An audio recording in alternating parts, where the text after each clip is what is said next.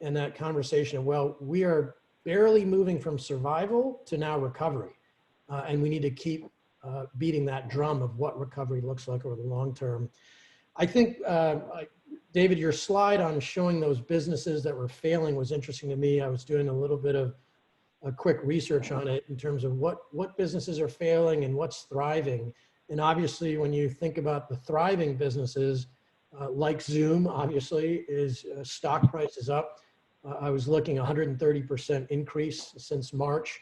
I looked at leisure wear like Lululemon, and I think that's a really interesting one to look at because they just purchased a home fitness company called Mirror, which was bridging now their in-store, because in-store is going to be declining, with the digital. And I think that's something I want to come back to, is a really interesting model of how do we need to move our businesses.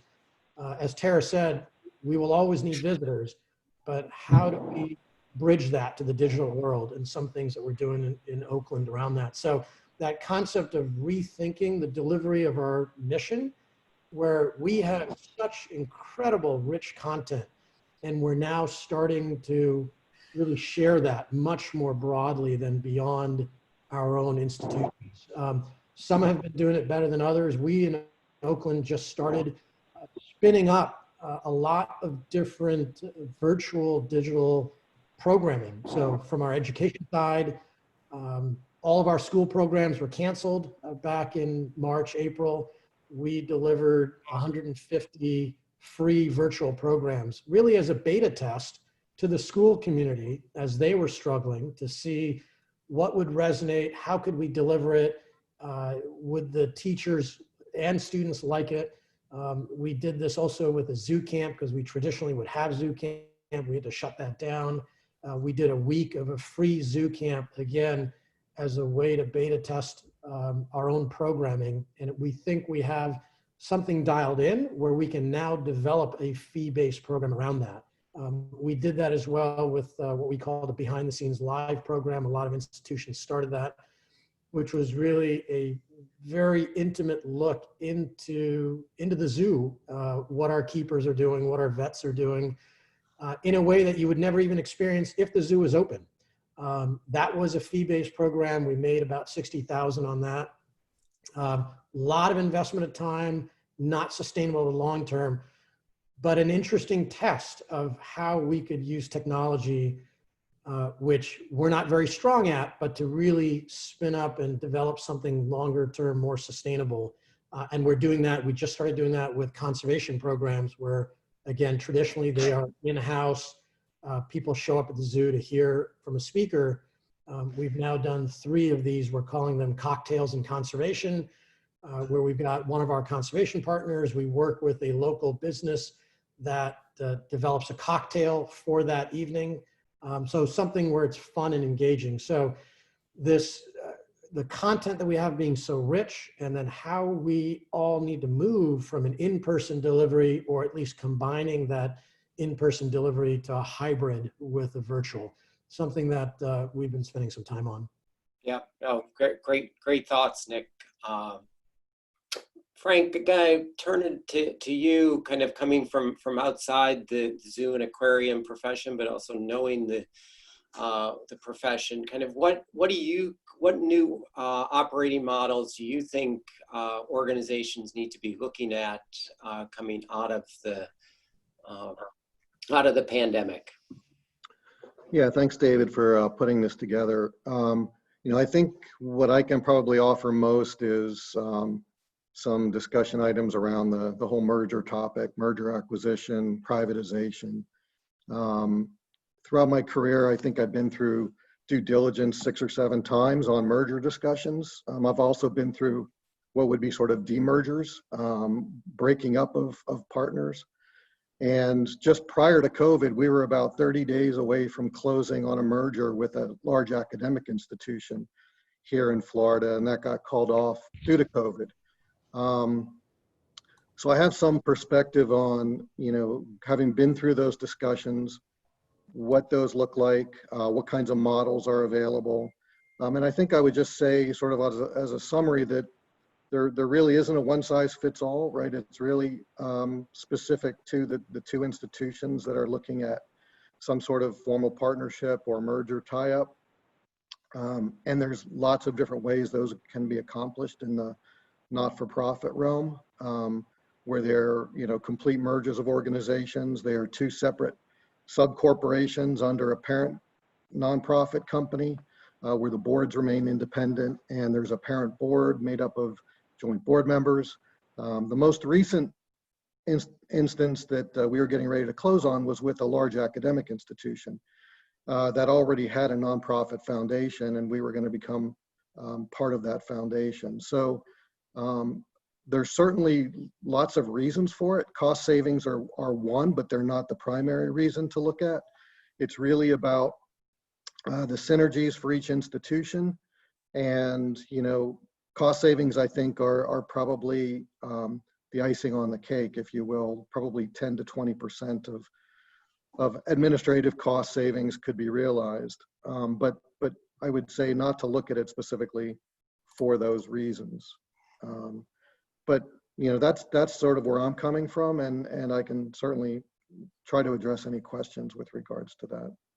Great. Yeah, I'm going to pick up on that, on the opportunity maybe with some academic institutions in a moment. But Chris, I want to also give you an opportunity, kind of, you're coming at this of having managed facilities for other entities, and kind of coming in with that outside management perspective. What might you be seeing, and where might you see some of those opportunities coming out of this? Sure. Our business model was largely developed overseas, and the privatization of zoos, aquariums, and museums has been something that's pretty common outside the U.S., especially with investment arms of different governments using zoos to set up kind of a critical mass for a developing area. Dubai is a perfect example. Abu Dhabi is another. So that business model of privatization has been quite strong outside the US for a good while. We were starting to see a little bit of a shift over the past couple of years. Obviously, we picked up the St. Louis Aquarium as one of those. The Jackson Zoo is on slate for another one, and then I think the COVID shutdown, since that's happened, we've probably gotten another half a dozen phone calls from different cities / zoos just wanting to kind of hash out the thought process of how privatization works and how a private entity takes over operation of a city-owned facility, city-owned animals, or an organization-owned zoo and animal. So I think the COVID situation has kind of pushed that here in America a little bit, but we were definitely seeing a bit of a shift before this. So where it ends up, there are a couple of zoos with RFPs out for exactly that. Louisville Zoo, as we know, is one of them, and I think there are a couple of others that are formulating the RFP. So it certainly seems that's a direction that some entities go. Frank, I think, really hit the nail on the head. There's no one size that fits all.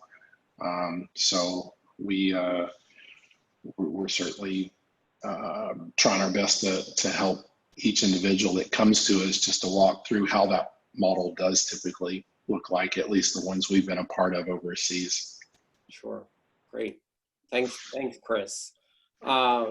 So one of the things that, we've been looking at or thinking about here in our team is kind of, are there going to be some zoos and or aquariums that do close or have to close, given the crisis, and especially as this goes on longer, and I think longer than some of us would have ever hoped.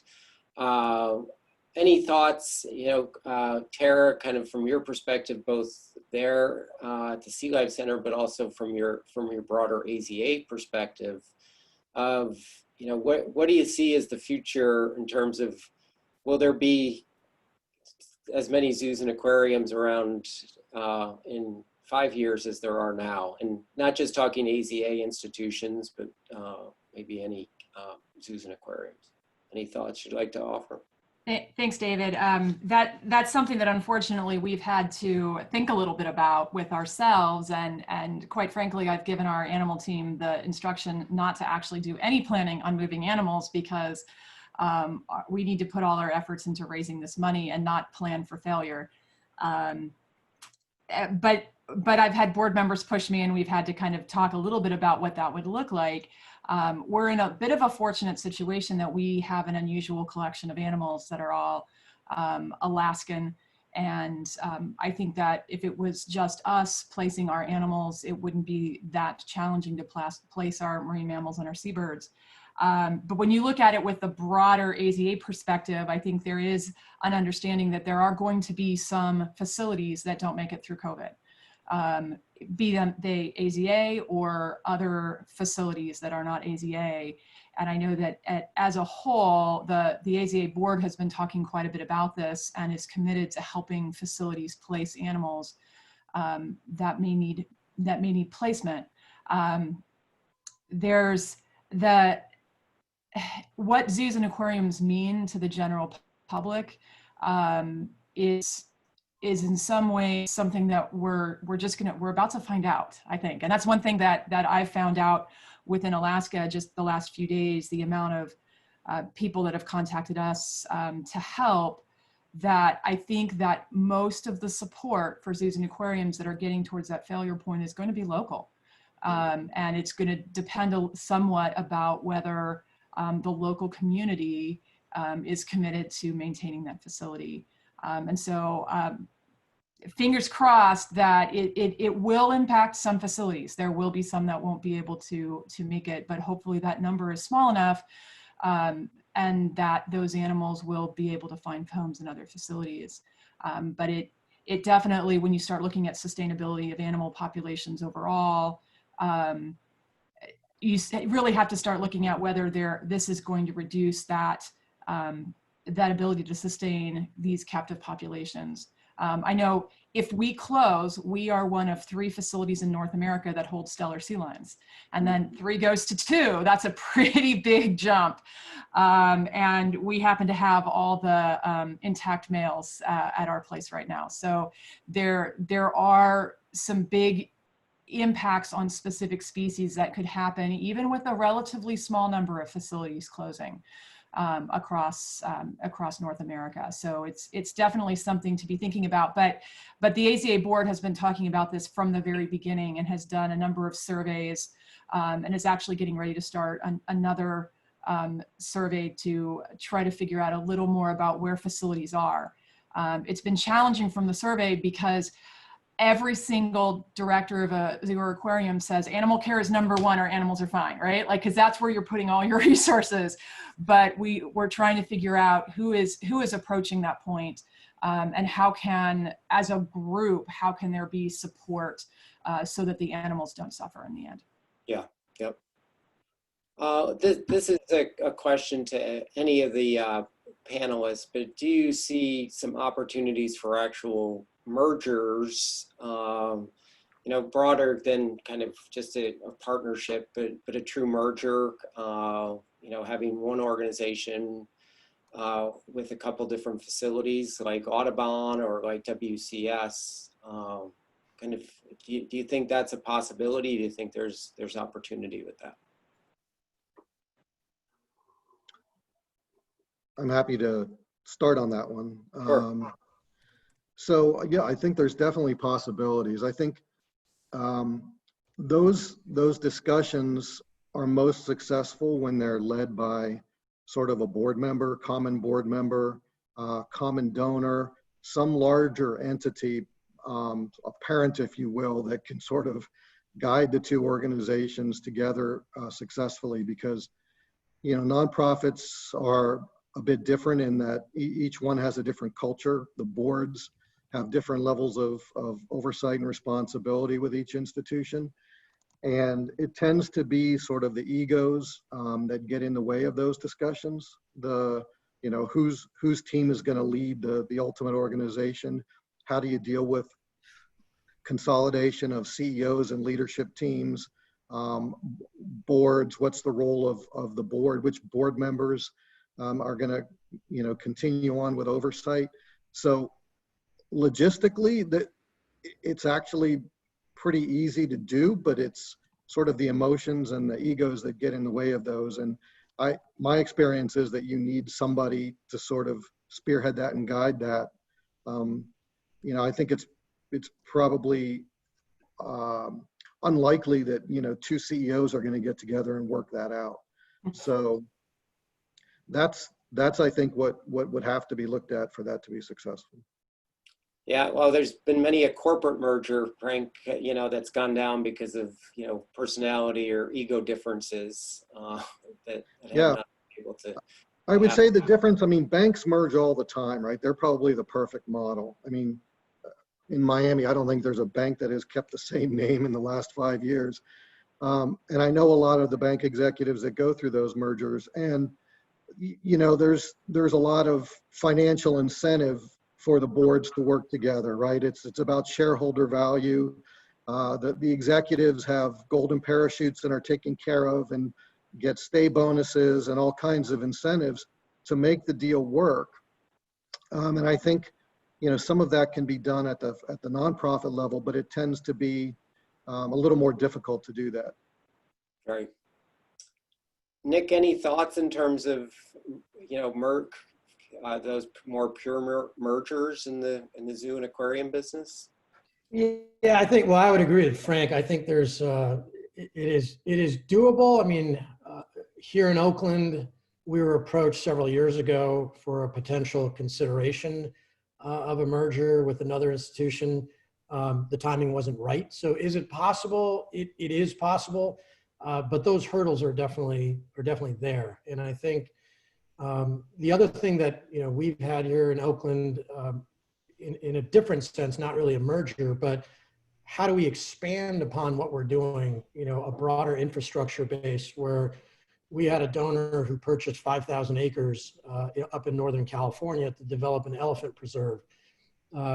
It was one individual who had the resources to do it and actually went through and purchased the property, and we were in the process of doing the environmental review.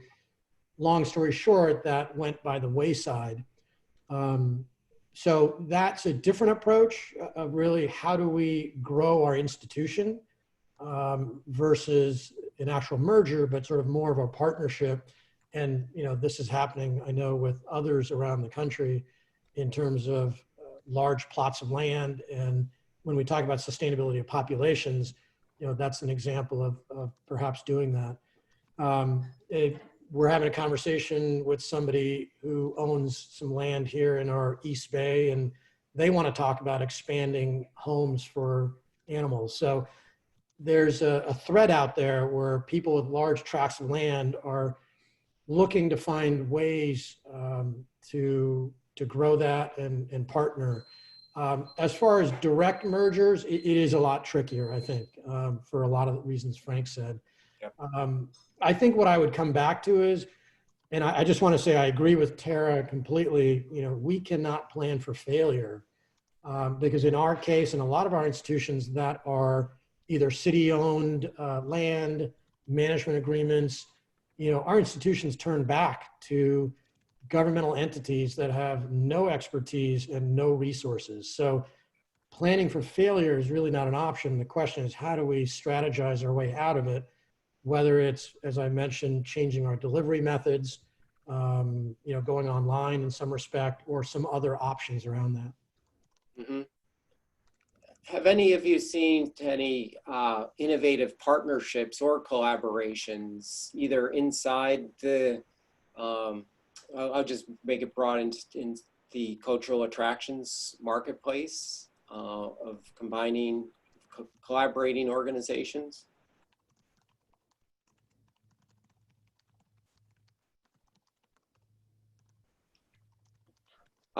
Frank, I'm going to pick up on that point that you had made earlier about you know, looking at academic institutions as potential partners. And you know, we have an example here right in Philadelphia where the Academy of Natural Sciences basically was taken over by Drexel University, one of the leading institutions here in the city. And that happened, I think it's 9 years ago now. And at least from the outside, it seems successful. It really, I think, put the academy on a much more stable footing and gave Drexel a whole other base and some research. And so I think that was really interesting. I haven't seen anything like that here in the Philadelphia area again. But Frank, down in your area, I also know that Florida International University has taken on some institutions. One, the Jewish Museum, where they took over that. So we're seeing that. Any other thoughts? You said you were talking with an academic partner. Yeah, so we've talked to multiple universities in the last few years and gone through full due diligence with them, you know, and some of those institutions were local and some were within the state, but not local. And the differences, you know, I say, so the benefits I think for the universities are that, you know, they all have research opportunities, research grants. They have mandates from NSF and the federal agencies to publicly disseminate that information. So cultural institutions like zoos, aquariums, museums provide a great outlet for that for the universities. I would say in addition, if the university or academic institution is not local, it provides them an access to alumni in a different region that they might not have access to from a development standpoint otherwise. And that was a big part of the deal that we were in the process of entering into this February, March, before COVID hit. There was extreme interest on the part of the university to tap into their alumni network here in Miami. And it was well worth it for them. And they were looking at investing upwards of $50 million back into the museum, and in exchange for, you know, sort of putting their name on it and taking over the operations in a way that would benefit their faculty. So, you know, I think there are different models for that. And it really depends on what the university and the academic institution are looking for and what the museum or a cultural institution or zoo aquarium is looking for. But I think everyone probably on this call has academic partnerships with universities, whether they're educational, research related, and you know those opportunities just expand exponentially.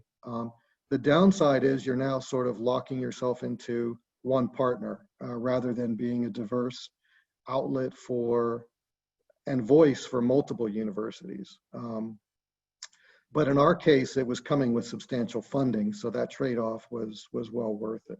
Mm-hmm. That's great. Anybody else have any other experience with working with academic partners, and even anybody on the call that would like to share anything? If you want, kind of raise your hand in the chat, and we'll call on you. Tara, I know you said you had a drop off a little early, but I'm wondering if you have any kind of words of wisdom or advice, both in terms of kind of what you've been going through over this last week of putting out that call for support, but also as you're looking at that path to financial sustainability. Any words of wisdom? Yeah, thanks, David. I have a staff meeting in 4 minutes, so I appreciate a little bit more time. My biggest advice would be don't be afraid to be transparent and honest with your community. And you just have to be, if you're going to do that, you have to be willing to go all the way. Answer everyone's questions and be willing to put it on the line. We've seen huge success with that. And you know, we're in a very small town at the end of the road in Seward, Alaska. And I've even, in order to get some people to stop talking about the high salaries, told everyone, you know, publicly, you know, what my salary is, which is on a 990, right? So you can look at it. But also the voluntary cut that I took early on in this, to be the first person in our organization to take a pay cut. don't be afraid to put it all on the line, but if you're going to start that direction, you have to be willing to put it all out there. You have to be willing to answer every question and be very transparent. The other piece that I think that we all need to remember is we don't know what 2021 is going to look like. So there is, and I think that with the seasonality of most of us, we're more seasonal than most. We have a very, we know if we don't get the money in the bank by the 1st of October, we're not going to see it over the winter or over the fall. But I think there's an immediate financial crisis, and then there's that medium to longer term thing. Don't forget the medium to long term when you're dealing with your immediate financial crisis. But you will have to tell some people that, and I've done this as well, we have to deal with the immediate financial crisis first, but we have to keep that long-term piece in the back of our mind. So I will have to sign off, but thanks for having me, and this has been a great conversation. Kara, thanks for starting your day with us out there in Alaska. Good luck with everything. We wish you the best of luck. Thanks. Chris, I'm going to turn it over to you here in terms of kind of from more of that bringing in an outside operator to run a facility. What are some of the things that you look for in terms of success factors that need to be in place, or just kind of any words of advice to any of the organizations here that if they were thinking this might be an option, or if their city or county partners are thinking, private operation might be a route to go. Kind of any thoughts that you'd like to share?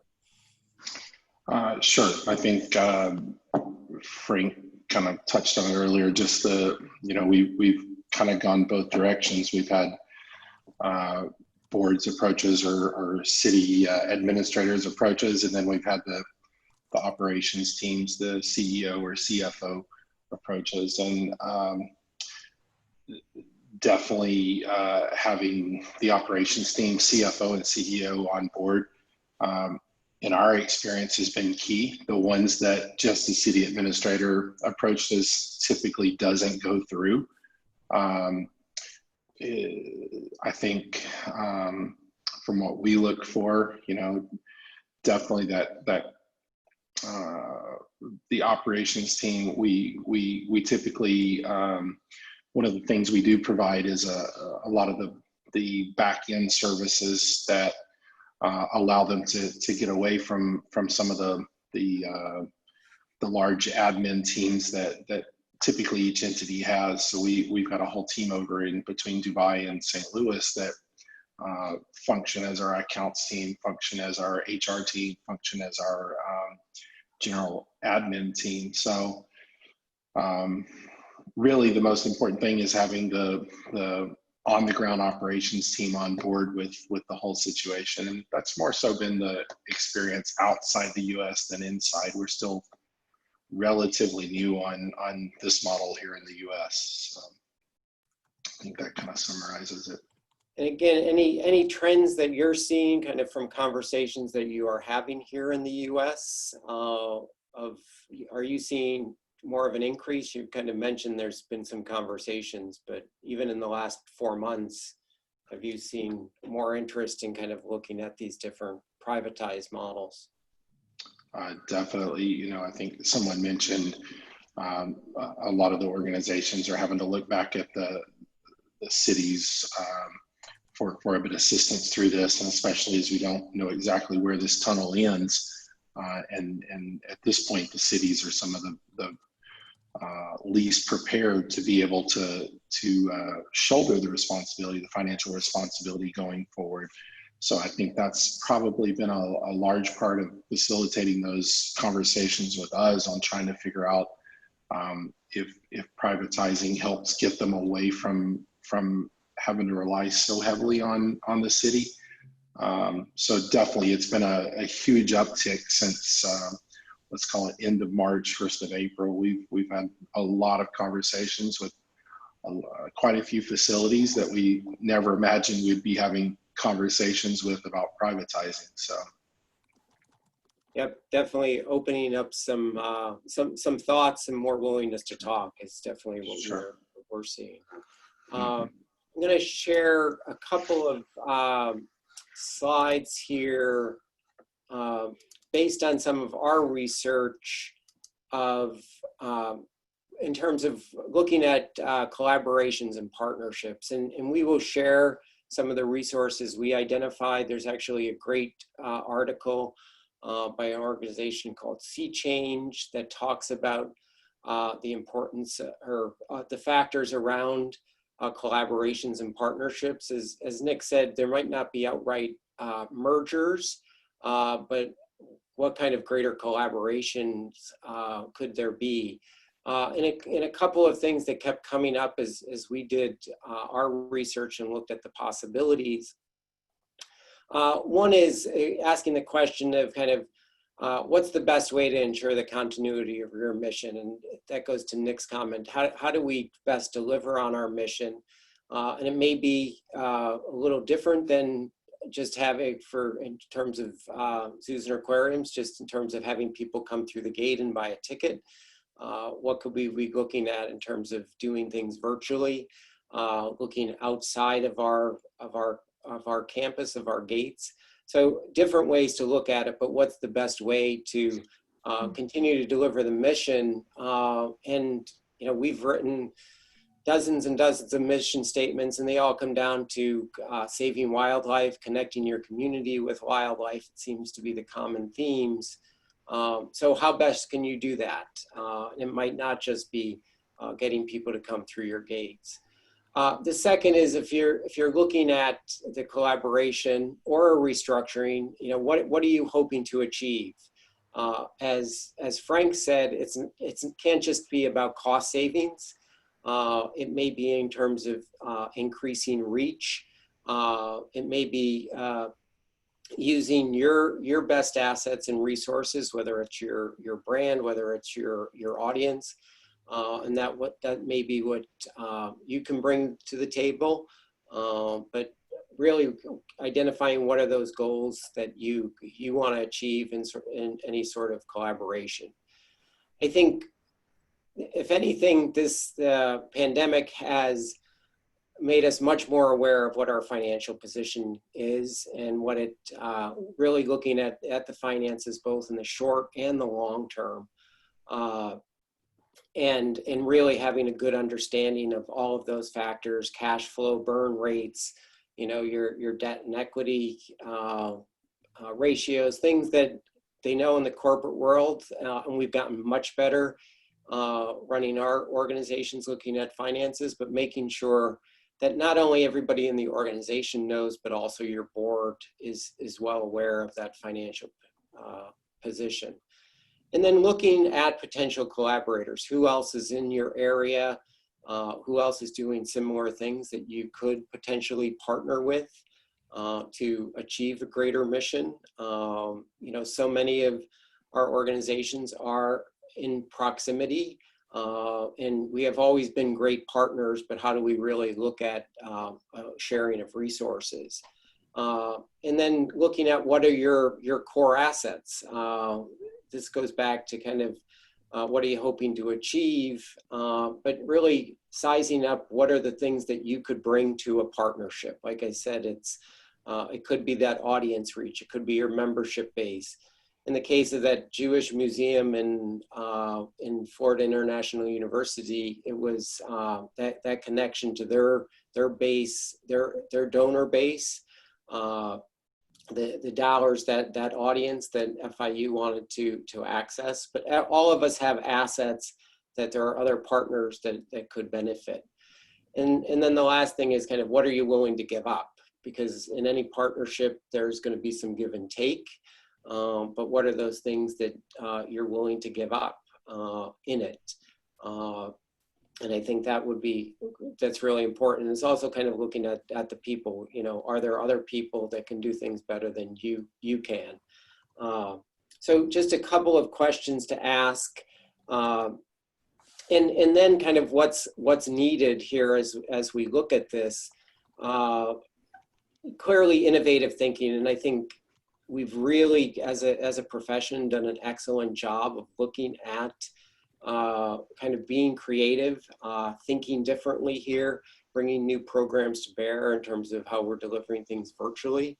But how do we even broaden that beyond just our traditional models of delivery and think differently? The other thing is looking at creative financing. These next two bullets here, as we were reading and researching, it talked a lot about what happens in the corporate for-profit world, and there's a whole network of people and organizations and resources that help with restructuring, refinancing, the lawyers that work through this, and that there's also a need to have that kind of thinking on the nonprofit side in terms of what are some other creative financing instruments that could be brought to bear. I think there's a more willingness of foundations to look at this in terms of opportunities for collaboration and partnerships, but making sure you have the right people around the table to help you think through it, because it is truly different thinking of the way you've been operating your businesses. So how do you look at that differently?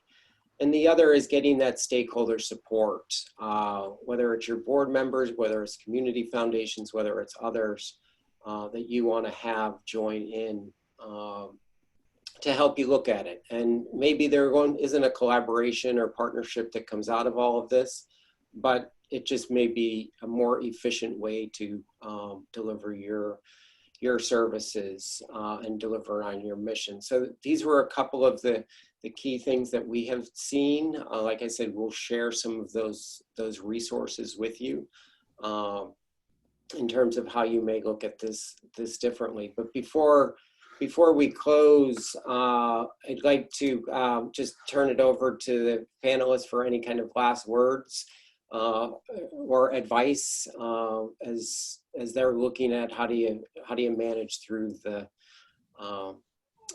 this very crazy and weird times. Nick, do you want to start? Yeah, absolutely. And thanks again, David, for hosting this. A few thoughts here. This concept that I read about of a microscope versus a telescope. So as you're in this pandemic and as we're going through it, having a team that's focused on getting through all of the excruciating details of opening or sustaining versus another team that's really looking at through the telescope further out. What are the future possibilities? I thought that was an interesting approach so that we all are not trying to do both at the same time. It's very difficult.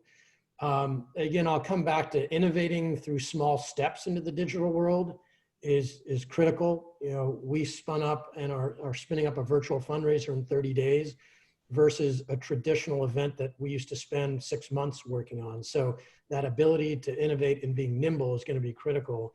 For those of you who manage budgets, and I'm sure many of you are, this concept of, historical budgets just don't matter anymore. It's almost a waste to look back at it. So how do you start to rethink about the delivery of results and the financial outlook going forward? Almost need a different approach to that. And then finally, although really important, and we didn't touch on it here, and maybe in your questions, David, is about talent in this whole process. And you could devote a whole session to how do you keep the talent or how do you find new talent? That is going to also be a defining factor as to how we all come out of this in the future. So those are my thoughts. Thank you. Thanks, Nick. Chris, any last words of wisdom and advice? Yeah, I agree with Nick. I think innovation, we saw some really, really cool things come up. I think here in California, we shut down on March 19th. Everything was shut down, and then kind of that domino effect across the country. And we saw some really, really cool stuff come out of different zoos and aquariums, museums. I think folks here in California have probably been pushed a little bit more than other places with the recent reclosing. I went to get a haircut yesterday. On Monday, they had closed all hair salons, and the hair salon I went to had moved their styling chairs to outdoors to their patio. We see a lot of cities that are shutting down their streets and turning those into outdoor eating areas.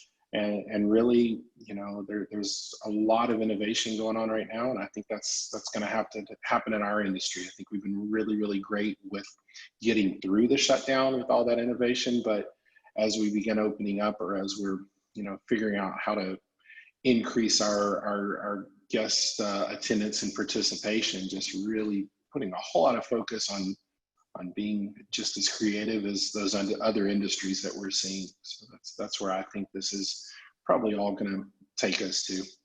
That's great. Thanks, Chris. And Frank.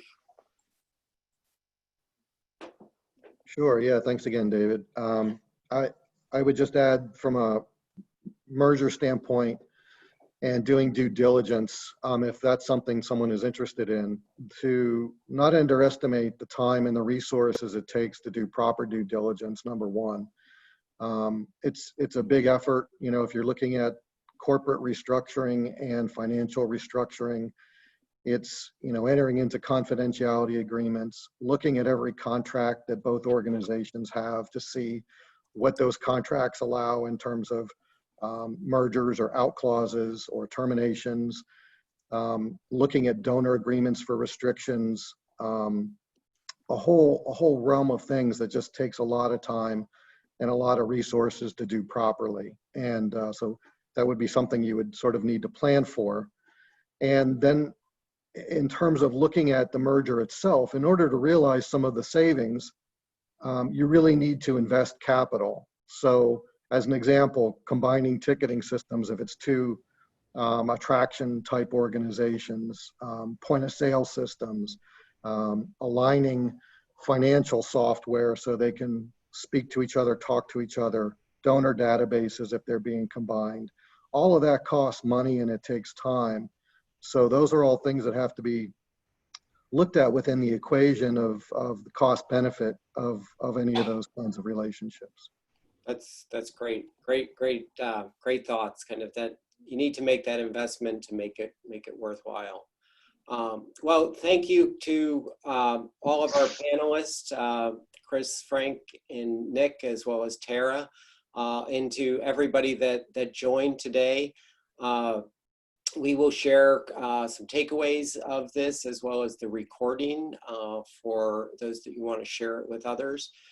We are taking a break, a hiatus of our sessions for the next 2 weeks for some vacation time for our zoo team, and then coming back in August with a whole new series.